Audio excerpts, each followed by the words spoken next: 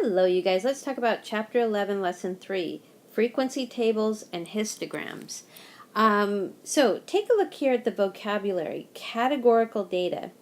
That's the kind of data that you collect that is very distinct and unique, like eye color, or if you're surveying people about their shoe size, or the months of the year, or the heights that people may be.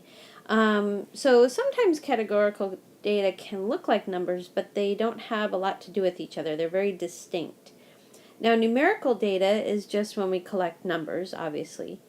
Now, a frequency table, I thought it was easier for me to show you a picture than to just describe it in words. So if you look over here on the side, a frequency table always has an interval column, okay? So the numbers are split into groups, equal size groups, and we call those intervals. And then the middle column look like tally marks.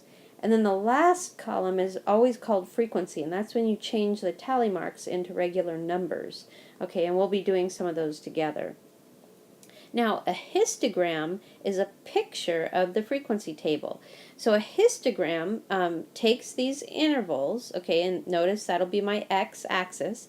So along the x-axis, you'll see intervals of numbers. And in this case, it was just something different, but it was heights of students.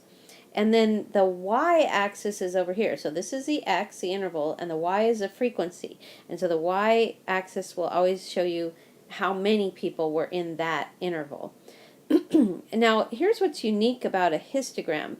It kind of looks like a bar graph, right? But it's different in a couple of ways. Notice that along the x-axis, there are intervals, so that's different.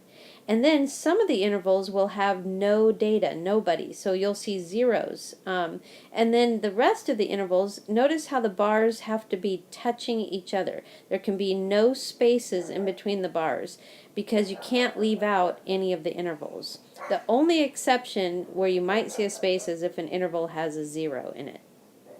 Okay, so take a look at example 1, making a frequency table. Now this one I'm going to do live with you to show you how we do it. It says, the data shows the heights in meters of the 23 tallest waterfalls in the world. Make a frequency of the data. Well, notice how they broke the heights, and let me grab my pointer here real quick. So the heights are all right here, and they're intervals. So the 300s, the 400s, the 500s, 600s, 700s, 800s, and 900s. So the first thing we have to do is choose a scale. And since this data, they are all in the 100s, they broke everything into different groups of 100. And then the step 2 is to use tally marks. So let's do this together. So see the 365? I would know that 365 is in the 300s, so I'd put a tally mark and I'd cross it out, okay? And 491 is in the 400s, so I put a tally mark and cross that out. 739 is in the 700s, so I'd cross that out. 703 is in the 700s, cross that out. 423 is in the 400s. 610 is in the 600s. 979, do this with me, is in the 900s and cross it out.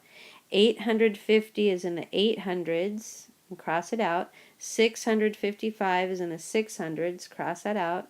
561 is in the 500s, cross that out. 300 is in the 300s. 370 is also in the 300s. 503 is in the 500s. 360 is in the 300s. 300 is in the 300s. So notice when I got to 5, I did 1, 2, 3, 4, and then I crossed it to make it a 5. 762 is in the 700s. 468 is in the 400s. 580 is in the 500s. 774 is in the 700s. 647 is in the 600s. 800 is in the 800s. 357 is in the 300s. And 311 is in the 300s. And now what we would do next, although they did that for us, is you change these tally marks, see that there's 7, and make it a number, and that's under the frequency column. 3, make it a 3, 3, make it a 3, 3, make it a 3, 4, make it a 4, 2, make it a 2, and 1, make it a 1. Okay, now example 2 goes with the the frequency table we just made in example 1. So take a look at that and notice how the X column are the intervals. So make your X axis the intervals, and notice how they kind of write it off like a diagonal. I've seen that a lot to make sure that everyone can read that. And we still label it heights. And then the y-axis is the frequency, okay? And so notice how the largest frequency was 7, so that's why they counted by 2s and they got up to 8. So 2, 4, 6, 8, okay. And then, so now we would make our own big bar. These are wider bars because they represent an interval, so they're kind of thick bars. So we'd go up to 7 for the 300s, then we go to 3 for the 400s, 3 for the 500s, 3 for the 600s. We go up to 4 for the 700s, then we go to 2 for the 800s and 1 for the 900s. Okay, and I want you to notice something. See here that we did not start at, we didn't have any waterfalls in the 200s or the 100s, or less than 100. So that's why there's that little gap between the 0 and the 300s bar. And then take a look here. Let's see, the guided practice. Which interval has the greatest number of waterfalls? So you'd look for the interval that was the tallest. So we'd say the 300 to 399 meter had the most. And then if you would include the next 5 tallest waterfalls, what interval do you think they would be? Well, I guess you could say they'd be bigger, but probably if they were larger, we would have seen them already. So I'm guessing that they would be smaller. So I'm guessing they'd be in the 200s, because it's more likely that we would walk around and find smaller waterfalls. It's not as likely that we'd walk around and see an even larger waterfall than the largest waterfall in the world. Okay, so take a look at example 3. The histogram below shows the ages of 2,425 people attending a concert.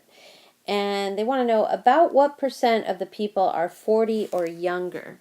Okay, so the first thing we have to do is add the number of people in the first 3 bars, because we find, okay, the 31 to 40-year-olds, that looks like it's about 520. The 21 to 30-year-olds, that's about 650. And then the 11 to 20-year-olds, that's 400. So when we added that all up, we got 1,570. And then they said, well, okay, now you have to divide 1,570 by 2,425. Well, I'm not going to let you use a calculator, and nobody would want to do that by hand. But if I used a calculator, which I did, I got 0.647, about, I rounded it. Or that would be about 0.65, okay? Now, let me show you the way you should do it on your state exam, because I'm not going to let you use a calculator, or on your test that I give you at the end of this chapter. If you know you would take the 1,570 out of the total 2,425, and they said about, that means you can round. So make these numbers easy. I would say 1,570 is about 1,600, and 2,425 is about 2,400. So make those easy. Get rid of the zeros, and then divide both the top and the bottom by 2, so that gives you 8 over 12, and then reduce that some more, divide them by 4, and you get 2/3.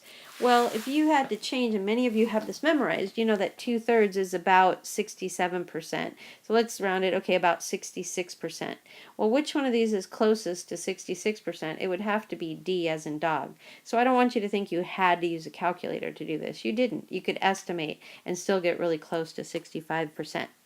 Okay, and then the movie clue I want you to write at the bottom of this page, go ahead and write the word histogram.